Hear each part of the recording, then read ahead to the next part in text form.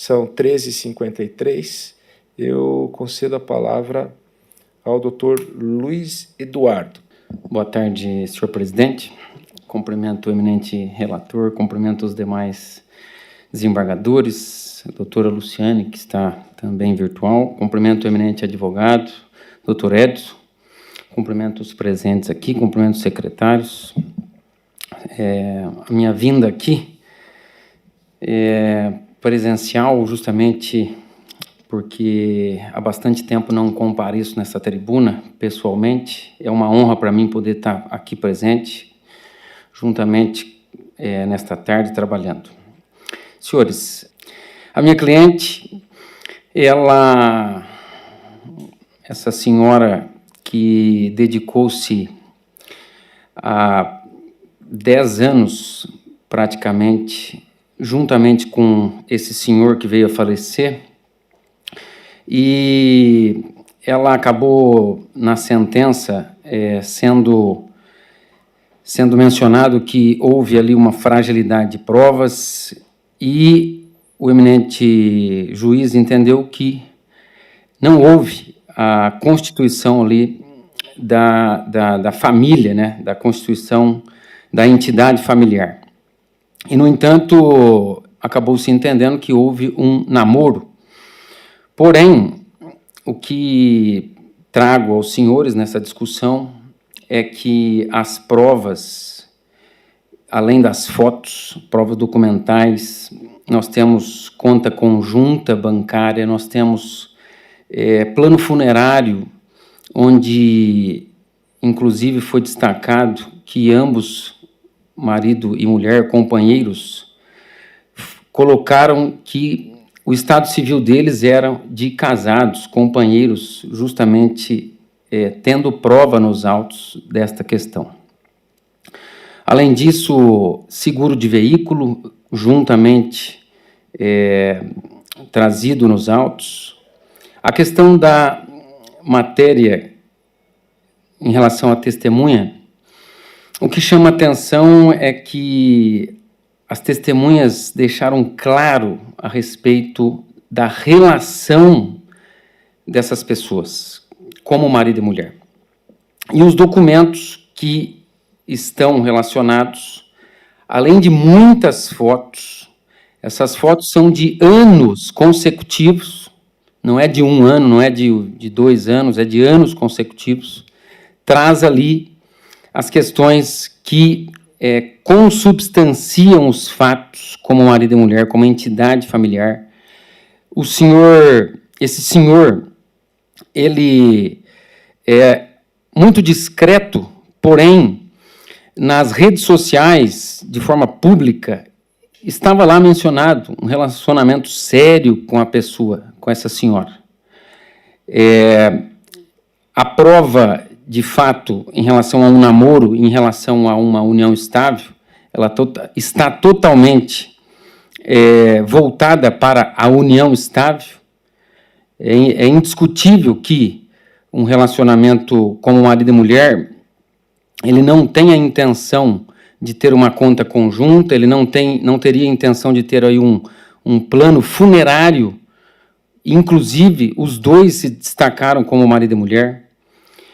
É algo nesse sentido que eu peço a reforma da sentença, senhores.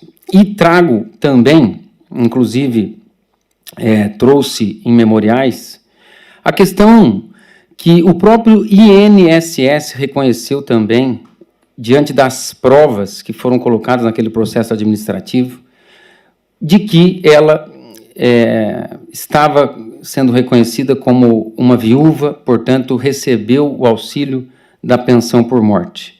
Eu trago apenas, por critério também de transparência aos senhores, essa prova documental nos autos, antes da sentença, evidente, e é nesse aspecto que eu coloco que as provas, elas, com todo respeito, elas não são frágeis, elas são substanciais à questão da união. Elas demonstram que existiu, sim, uma união, e por isso eu peço aos senhores que avaliem, como já avaliaram, esse critério de que a união estável ela documentalmente ela demonstra a intenção deste casal de constituir família. Por isso eu peço provimento ao recurso, senhores, e fico à disposição para esclarecimentos. Muito obrigado. Eu que agradeço, doutor Luiz Eduardo, pela objetividade, pelo destaque a respeito das provas dos autos. E são 13h58 e igualmente dispensado o relatório. Muito bem. Desembargador Rui Mugiati, tem a honra de conceder-lhe a palavra. Obrigado, senhor presidente. Cumprimento os nobres advogados que fizeram as sustentações orais. Eu estou no voto afastando as preliminares, a preliminar de cerceamento de defesa. No mérito do recurso, também afasto a alegação de cerceamento de defesa. E, em relação à união estável, eu peço vênia para manifestar o entendimento de que ela aconteceu. Então, eu faço uma análise a respeito dos aspectos que levaram a esse convencimento e chego à conclusão de que a ação deve ser julgada procedente. Então, estou votando no sentido de julgar procedente a ação, portanto, dando provimento ao recurso e fico à disposição para esclarecimentos. A fundamentação dessa convicção estará à disposição, logo, caso este voto seja confirmado, à disposição dos ilustres causídicos. É assim que voto, senhor presidente. Muito obrigado, desembargador Rui. Anoto o voto pelo conhecimento e provimento do recurso. Tenho a honra de conceder a palavra à desembargadora Luciane Ludovico.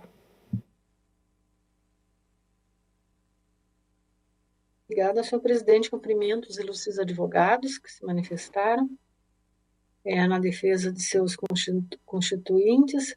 Eu estudei toda a prova desse processo também e verifiquei que há documentos, há relato de testemunhas, e também me convenci da existência de união estável. Claro, é uma diferença muito tênue entre união estável e o chamado namoro qualificado, e cada vez mais é difícil fazer prova da união estável, porque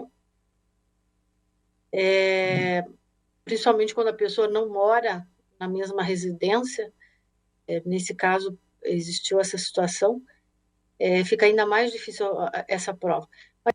Mas eu sei, existem vários documentos, existem relatos, existe prova oral nesse sentido também, confesso que não fiquei com dúvidas, então pedindo vênia ao ilustre advogado da parte apelada, eu estou acompanhando integralmente o voto do eminente relator.